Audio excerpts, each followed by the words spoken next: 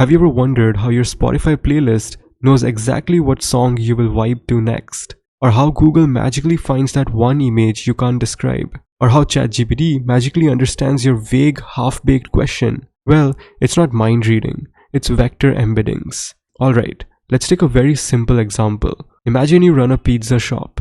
You've got all sorts of toppings such as pepperoni, mushrooms, and pineapple if you're into that. Now instead of writing down this pizza has mushrooms and pepperoni, you give each topping a number, like a secret pizza code. Now you don't just list them, you map them into a multidimensional space where pizzas that taste similar end up closer together. That's a vector embedding. In tech terms, we do this with words, images, even user behavior. Instead of storing raw data, we turn it into numerical representations that keep meaning intact.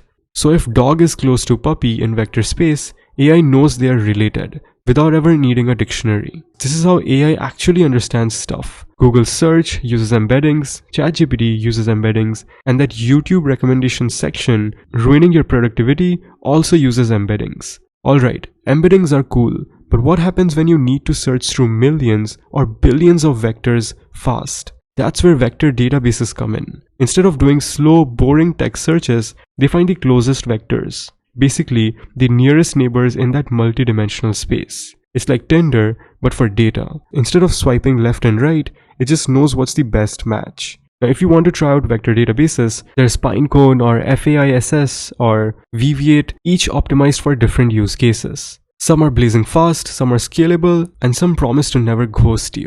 So next time your Spotify playlist predicts your mood, just remember, it's not magic, it's just math, or basically spinning in a multidimensional space and finding your perfect match. Kinda romantic, right? Well, if you found the video insightful, drop a like and subscribe for more.